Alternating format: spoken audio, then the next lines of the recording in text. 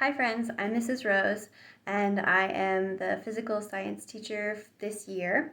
I wanted to just introduce you to these series of videos that I made. Some of my students that I taught last year enjoyed these videos because I was able to walk them through the math.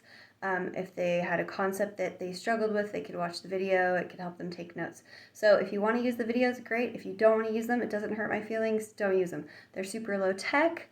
And I think they get better and better as the year goes on, but I was just using my cell phone to do them. So I'm just going to go through the massive pile of papers that I gave you in class and get you started on this first video. Okay. The first paper is your notes, and I'm just going to write them out for you throughout the year, but they're also on Google Classroom, and I want you to be checking Google Classroom anyway, so like on Friday, check it, because sometimes there's an announcement for the upcoming experiments on what I'm going to need you to bring if I need you to bring something. So just kind of go through this and do your homework, and if you have any questions, contact me on Google Classroom. And we talked about note-taking in class, so make sure that you're putting the module at the top, and if you see anything that's in blue or bold, write down the definition. It can be in your own words, and you're going to do the on-your-own questions, whatever's assigned for your homework, and make sure those are in full sentences when you do that. Draw pictures all of your notes, write down anything that you need to remember. Next is the current lab that we did, and the first day I have it all nicely cut out. The next lab will be handed out to you in class. Unless you own the notebook, you'll get this, and you're going to have to cut it out and then glue it into your notebook, and make sure you fill everything out. So a lot of it is filled out for you unless you're doing a formal lab report, and this is an informal lab report, so you're going to make sure you have your name and your date. Us homeschoolers always forget to do that, right? And you're going to answer any of the questions. Your hypothesis needs to be filled out as a statement, not a question, and no personal pronouns. The procedure is all written out for you, and when we do a formal lab, you can copy the procedure. I try to choose the ones that have a shorter procedure, or you can just write it in your own words. It doesn't have to be very lengthy, it just has to be precise, and you need to have all of your data filled out unless we run out of time in class. Sometimes I might give you some of my data to fill it out, or I might say skip this part because we ran out of time, but hopefully we don't. So have all that filled out, and this particular one has a graph that you're going to fill out, and then the conclusions typically have questions that you answer, but please follow my grading rubric when you're doing the conclusion. I just threw this in too. You can throw it away if you don't want it, but it just kind of shows you what the formal lab report will include, but mine will be required to be typed and not written in this. This is from the notebook. You got a piece of paper that says how to write a lab report, and so this is the format that I want you to use. You're going to have your name and date, the title of the experiment, you're going to have an introduction paragraph, you're going to have the materials listed out. It can be like 1, 2, 3, 4, 5, 6, 7, whatever, or full sentences, doesn't matter. The procedure gets written out as well, no third person, remember, and also your results need to be recorded completely, and if you can't get like a graph or whatever on your lab report, just leave a blank spot and then you can draw it in, and then your discussion conclusion. It also says cut this out and glue it in your notebook, and that's actually the next page. This little guy right here, this is all the parts that you need to remember to put in your lab report, and you can just glue it right into your notebook there.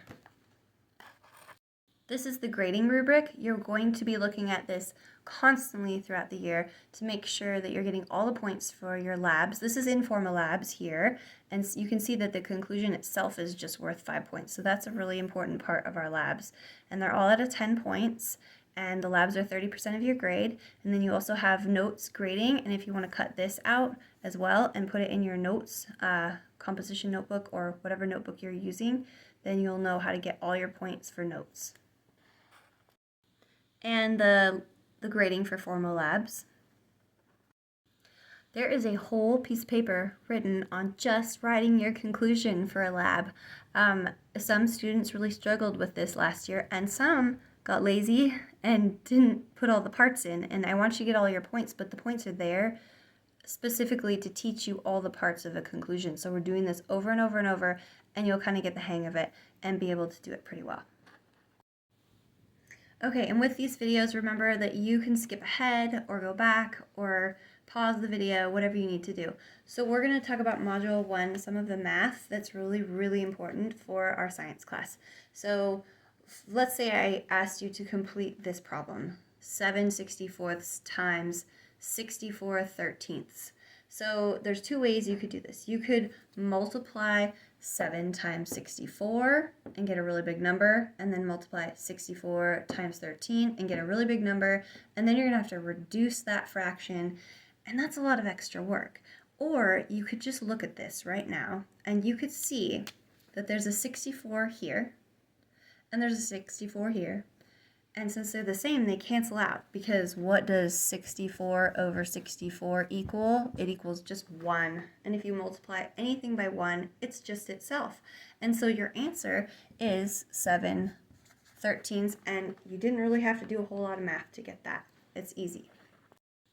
So I'm going to give you this example problem using conversion units.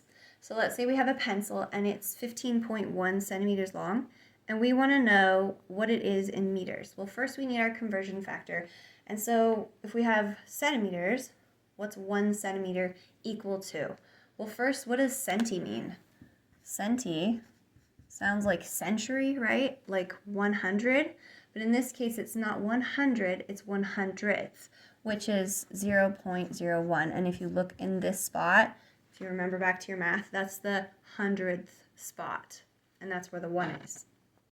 So we could say that 1 centimeter equals 0.01 meters, and that's called our conversion factor, because if you have 1 centimeter divided by 0.01 meters, this equals 1. And if you multiply anything by 1, it's still itself, because these are equal to each other. All right, let's do some math. So we always start the problem by writing down whatever we're given in the problem. So we're given 15.1 centimeters. We must have our units, okay? Now we're going to use the conversion factor with fractions. And so we have to make this into a fraction. And to make anything into a fraction, you just put it over 1, okay? The next step is we're going to do times line. So times line. Okay, we're going to use this conversion factor and put it down here. But how do I know where the 1 centimeter goes and where the 0.01 meters go? Well, remember in our previous problem we had the units canceled out? Well, let's put our centimeters on the bottom, and let's put our meters on the top. So now we have centimeters and centimeters, and the units, not the numbers, but the units are going to cancel out when we do the math, okay? So we're going to multiply across. I'm running out of room here. We're going to multiply across, so we're going to have 15.1 multiplied by 0.01, and okay, I'm going to use the book right now to just do the math to show you, but when you're doing it, I want you to always use a calculator. Even if you can do it in your head, just check it with a calculator. You get a calculator with your test, so just use it. So the book says 0.151 meters. Sorry, you can't even see that. Okay, and how did I get the meters? Because we had centimeters and meters. Well, remember that the units themselves cancel out, because centimeter divided by centimeter is 1, and that cancels out. And then what you're left with is just this unit here, and so your answer is going to be in meters. Let's try another one. Okay, let's say that you have a rock that's discovered, and it is 14,351 grams, but you need to know the rock's mass. Remember, grams it's a mass measurement, but you want to know it in kilograms. So you're going to need that conversion factor to use. So what is 1 kilogram equal to? Do you remember what kilo means? Kilo equals 1,000. So this literally means 1,000 grams, because the 1,000 is that little K there, and that's your conversion factor. Okay, now let's start with what we know. So what do we know? We know the mass of the rock is 14,351 grams. We need to make it a fraction. We're going to go over 1, and then we're going to do some multiplication times line. Okay, how do we know what to put on top and what to put on bottom? Well, we've got grams here on top, so let's put grams on the bottom here. So we have 1,000 grams, and then we're going to have 1 kilogram on top, and we're going to multiply across and across to get our answer. Sorry about the light there. It's driving me crazy. Okay, so our answer is 14.351. We'll talk about significant figures more, like we won't talk about it in this class. You'll talk about it in chemistry more in depth. So it doesn't matter to me where you round it off. If you really want to know, I can include that in this class, but just round off your number with your when you calculate it. Okay, so 14.351 what? What's our unit? Well, we have grams here and we have grams here, so those cancel out and we're left with kilograms. So our answer is in kilograms. We must have some kind of unit, or your answer is going to be wrong because it doesn't mean anything unless it has a unit.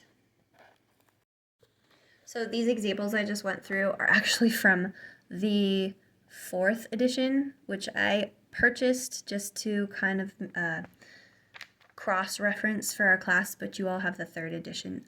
I wanted the 4th edition because the 3rd edition does have quite a few mistakes, but they're simple mistakes and I can point them out when we come to them. You guys need to know how to read graphs and draw graphs. And so here's an example of a graph, and we're using graphs when our independent variable is something that's quantitative, something that's data with numbers, okay? So you want your independent variable, that's the one that the scientist is changing, to be on the x-axis. And so this right here is your x-axis, and this right here is your y-axis. And so the independent variable that we're changing, usually there's just one changing variable in an experiment, is going to go on your x-axis. And so in this example, this is somebody who's running a distance, okay? So the distance is changing as they're moving over time. And so as they're moving over time, this is the independent variable that the scientist is changing. And then the dependent variable changes based on this independent variable. But you want to be able to look at this and say, okay, my x-axis is labeled and my y-axis is labeled, and there's units, okay? And then there's numbers here telling you a quantity, so that you could take a point on this graph, like let's say 2 seconds went by and the person ran a distance of 4 meters, okay? You could say 4 seconds went by and the person has run 8 meters, and you could clearly see that relationship there. And also you could take this at your data points and draw a line through it, and once you run out of data, you could continue that line with a dotted line, okay? Can you see that? And with your dotted line after that last point there, you could extrapolate that if the runner was to continue running at that same speed, after 12 seconds, they would have gone... Okay, there, I had to add some more data there, some more numbers. So you could extrapolate, so this is our last actual data point right there, but you could extrapolate by extending this out with a dotted line, saying that if the person continued to run at the same speed after 12 seconds, they would have traveled 24 meters. Okay, so you can use the graph like that, and that's how you would draw it. We can also use these graphs to tell us some relationships about the data. And so remember that the x-axis is the independent variable that the experimenter is controlling, and the dependent variable is on that y-axis. Okay, so if you have no relationship, like if you're changing one variable and the dependent variable isn't affected by it at all, your graph is going to look like this. When you put all your points in there and you connect them, that's what it's going to look like with no relationship. Let's say there's a direct relationship, and that occurs when you increase the independent variable, so your independent variable increases, goes up, and the dependent variable in response also increases. Okay, so that's going to look something like this or like this. Okay, it can even be the other way, like this, but it's going generally in that direction. Okay, that's a direct relationship. Now, if you have an inverse relationship, and this occurs when you increase the independent variable, and then the dependent variable decreases in response, it's going to kind of be the opposite. So it's going to be like this, going down, or you might have a little bit of an arch this way, or a little bit of a dip this way, but it's generally, I'm sorry, it's still going in that same direction, but it's generally going in this direction, and the direct relationship is generally going in this direction.